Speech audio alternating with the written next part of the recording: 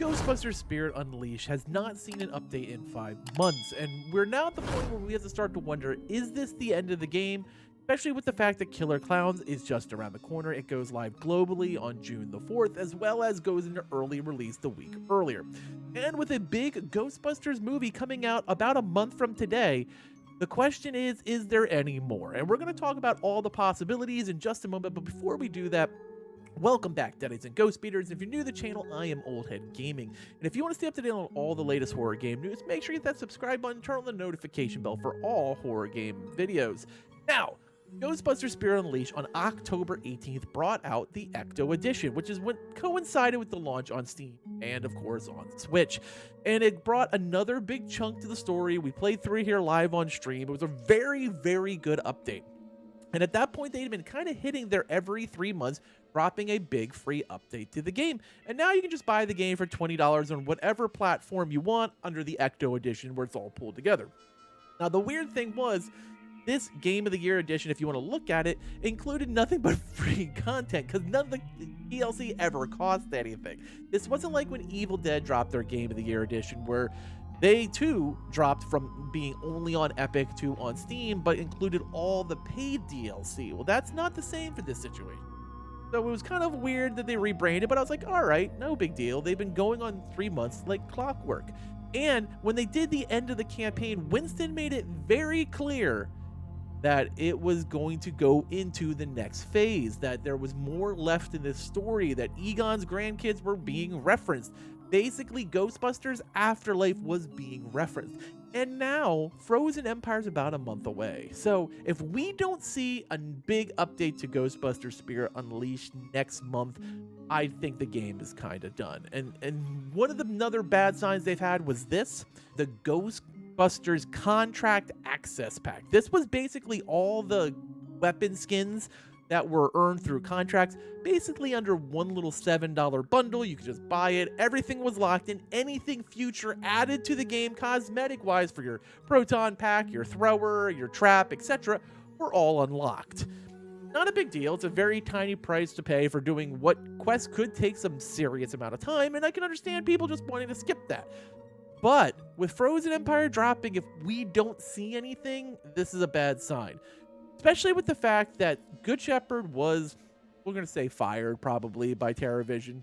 Maybe they just came to a mutual understanding that they weren't doing great work on Killer Clowns from Outer Space, but IllFonic has taken over, and IllFonic has moved. And this is very reminiscent of when they had moved from Predator Hunting Ground to Ghostbusters. And now they've clearly, probably, hopefully haven't moved from Ghostbusters to Killer Clowns from Outer Space. And Killer Clowns is getting a lot of air. They're doing a big presser push right now, talking about the game going already on pre-order, all the pre-order bonuses, what's coming, what's going on.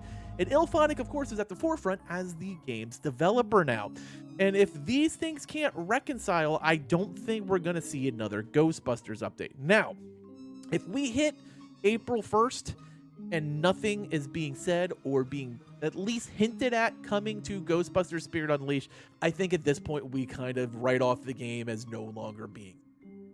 Now, I'm not saying there won't be small contracts that come to the game or different quests, kind of like when they did the weekly quests for the unique skin, but I don't think we're going to see any big content if we don't see something next month. Now, I don't know. They could surprise us. They still are running their weekly to bi-weekly IllFonic dev streams that focus on Ghostbusters. They're still taking feedback on stuff that we want fixed, but they're not adding anything. And if we don't get a big announcement for next month, I think we're probably at the end.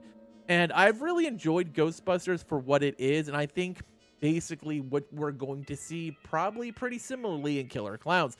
IllFonic has a very distinct style.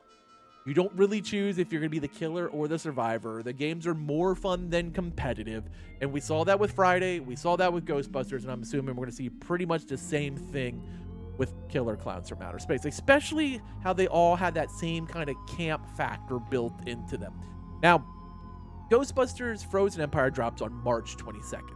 I'll be honest though, it could be hinted at before that, but if we don't hear anything by March 31st, the game is done. And we'll have to just kind of accept that we're not getting anything anymore but small, maybe cosmetics, or maybe they add something or PKE meters or something, but we're not going to be getting real content. No more ghost class, no more story extensions. Now, they could just say we're bringing the Afterlife story, which is very, very understanding. Like, I don't expect them to have to jump directly into Frozen Empire, but they could just say we're bringing Afterlife content. At that point, we know the game still has some life and will probably at least have life for another 6 months, 12 months, considering the fact that they've kind of done nothing in year 2. Let me know, though, what do you think? You think March 31st is kind of a good idea? We kind of did the same thing with Evil Dead the game, where there hadn't been any kind of real content updates in the game in months and months. We kind of gave it a cutoff to accept that maybe it wasn't happening, and it turned out we were right on that game. I think we're probably in the same boat now. If we go 6 months, including a major release, I think we're done. But I want to hear your thoughts in the comments below. As always, let me know what you're thinking. Do you think Ghostbusters has any chance? Do you think it's guaranteed to get a drop next month? Or do you think we're hopefully going to see something? I don't know. Let me know in the comments below. As always, thanks for watching, and later, mates.